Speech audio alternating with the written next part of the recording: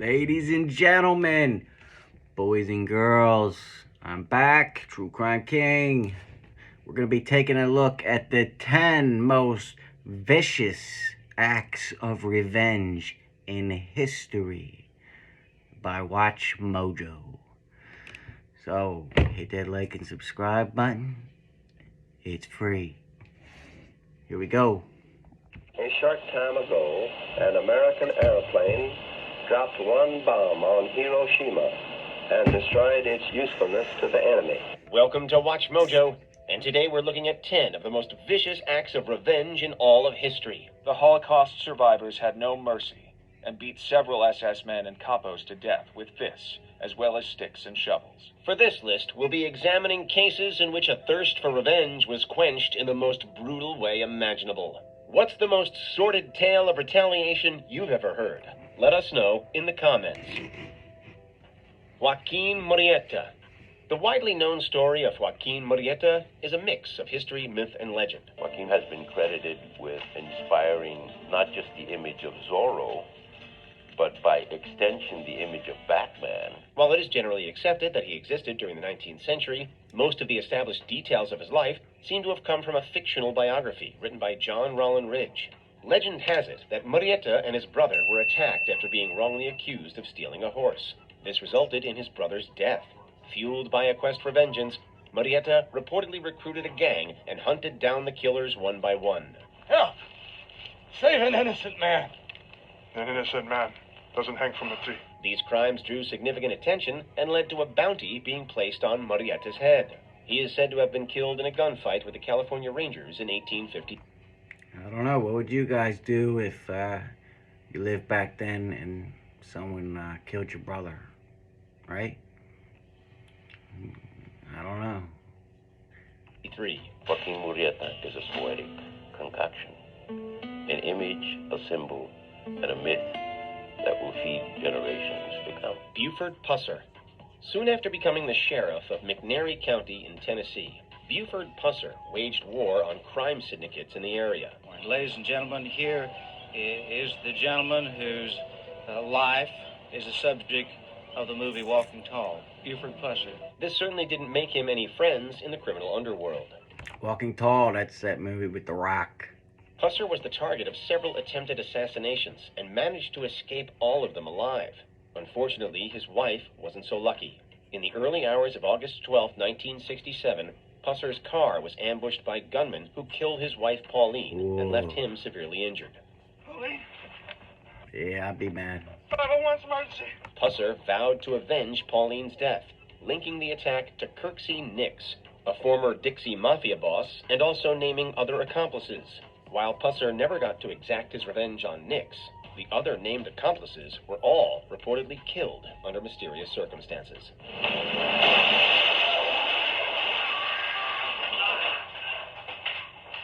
Pierre Picot, the real-life Count of Monte Cristo. After his engagement to a rich woman in 1807, Pierre Picot, a shoemaker from Nîmes, France, was wrongfully accused of treason by his envious friends, Lupien, Solari, and Chabard. And if you're thinking just now, why me, oh God? The answer is... Yeah, you gotta watch your friends, especially when you become successful or have money. They'll try and take your place if they can, especially back in these days. God has nothing to do with it. Upon his release from prison, Picot spent a decade devising his revenge plot. Seemingly without much effort, he ended the lives of Solari and Chabard. But for Lupien, who eventually married Picot's fiancée, things took a twisted turn. How did I escape? With difficulty. How did I plan this moment? With pleasure. Picot went after Lupien's children, arresting his daughter's husband, which led to her dying of shock, and having his son sent to jail. He also gutted Lupien's finances by having his restaurant burned down before eventually killing him. Yeah, I'd say he got his revenge.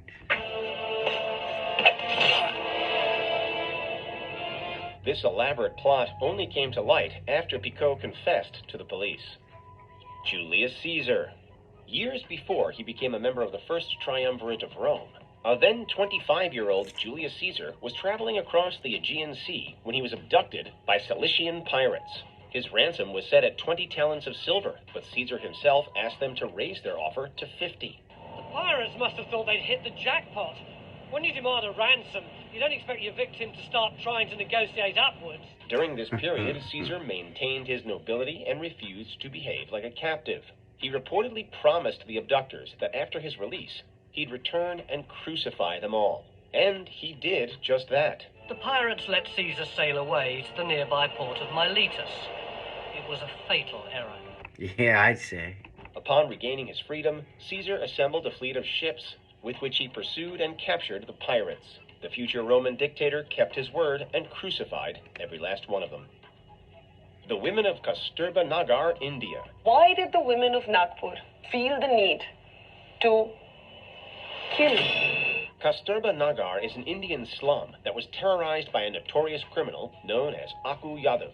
Yadav assaulted dozens of women, killed at least 3 people, and was known to invade people's homes and extort from them. Oh, yeah, well, he needs to go. On August 13, 2004, Yadav was scheduled to appear in court for a bail hearing. After word got around that he was likely to be released, hundreds of women swarmed the courthouse with knives and chili powder.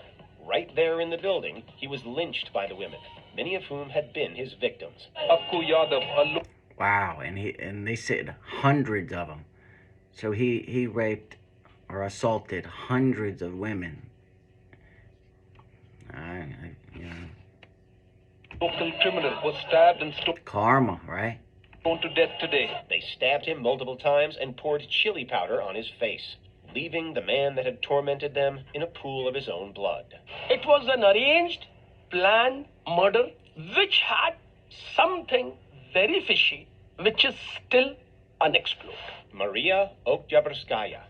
As the wife of a Soviet army officer, Maria Oktyabrskaya developed a flair for the military and acquired extensive weapons knowledge. After being evacuated to Siberia during World War II, Oktyabrskaya learned that her husband had been killed on the front lines. In a bid to avenge his death by Nazi soldiers, Oktyabrskaya sold all her belongings and purchased a T-34 tank, which she requested to drive herself.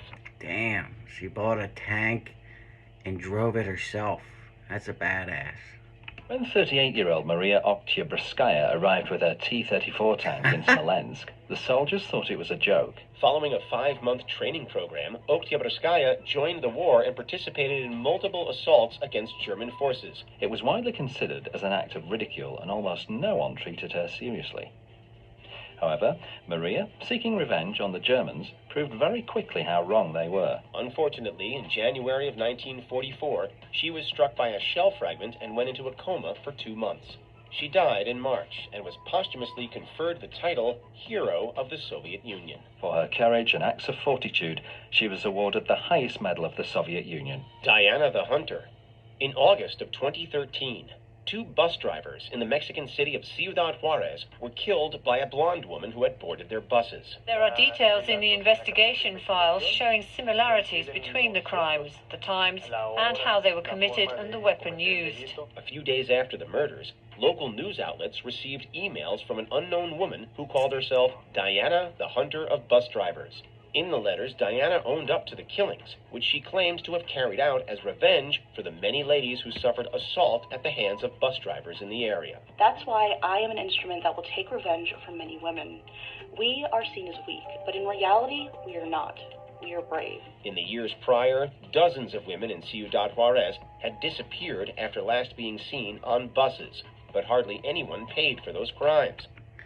Right. I just hope that the bus drivers that she killed actually were the perpetrators, and The identity of Diana the Hunter, however, has since remained unknown. In at least one instance, she was described as being dressed up in a cap, plaid shirt, and jeans. But beyond this, the details were practically non-existent. The Dachau Revenge. The Dachau concentration camp, located in the state of Bavaria in southern Germany, was the first of its kind opened under the Nazi regime. Up to 30,000 people were entombed here at one time, and 30,000 were present when the Allies reached Dachau. Yeah, these guards at the cow, they deserve everything that they're gonna get, right? Although it was initially intended to hold political prisoners, it eventually became a place of confinement and torture for citizens of other countries occupied by Germany.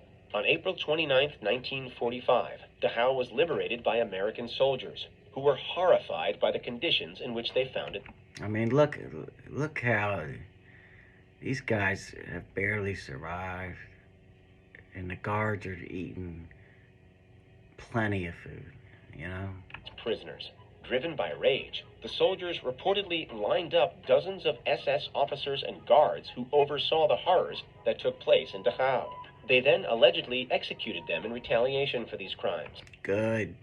There were some guards who tried to flee dressed as peasants. However, Cowards.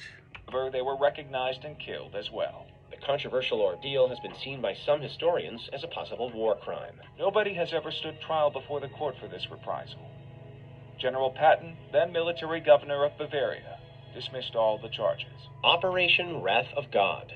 The 1972 Summer Olympics in Munich were largely overshadowed by the massacre of 11 members of the Israeli Olympic team by a Palestinian militant group called Black September. Once the firing stopped, all 9 of the Israeli hostages, a German policeman, and 5 of the 8 terrorists were dead. In response, then Israeli Prime Minister Golda Meir sanctioned a secret operation known as Wrath of God to avenge their deaths. The campaign, which was carried out by Mossad agents, was targeted at those directly and indirectly involved in the Munich massacre. Over the next few months, Mossad agents executed covert assassination plots, taking the lives of more than a dozen people they believed were linked to the Olympics incident. Oui, Mahmoud Hamshari. Yes? In 1973, following the murder of an innocent man in Norway after being misidentified as one of the targets, the operation was suspended. But as long as you're going after the bad guys, people can either look the other way or quietly applaud you. The minute you make a mistake, then it all turns downwards. Yeah. Everybody, CYA, they gotta cover their ass, right? Before we continue, be sure to subscribe to our channel and ring the bell to get notified about our latest videos. You have the option to be notified for occasional videos or all of them. If you're on your phone, make sure you go into settings and switch on your notifications. Yeah, do that for me too. Thank you. The Hiroshima and Nagasaki bombings. And real quick, I don't know why people say that YouTubers shouldn't tell people to subscribe. Like, what do you mean we shouldn't tell people to subscribe? You know, you wouldn't be doing your job as a YouTuber if you didn't ask people to subscribe to your channel. You know, you would be doing a disservice to your own channel, right? I can't tell you how many people say, I won't subscribe to somebody who asked for us, me to subscribe. What are you talking about? Everybody does it. I mean, that's just... Before the 7th of December, 1941, the United States remained neutral during World War II. That all changed after the naval base at Pearl Harbor in Hawaii was unexpectedly attacked by Japan, leading to the deaths of more than 2,000 Americans. The plan for attacking Pearl Harbor was to destroy the U.S.'s Pacific Fleet, a move which would give the Japanese time to carry out its plans to keep control of the Pacific without U.S. interference. Fast forward nearly 4 years later, on the 6th and 9th of August 1945, the U.S. respectively dropped 2 atomic putting their names on there. Bombs on Hiroshima and Nagasaki, 2 Japanese cities.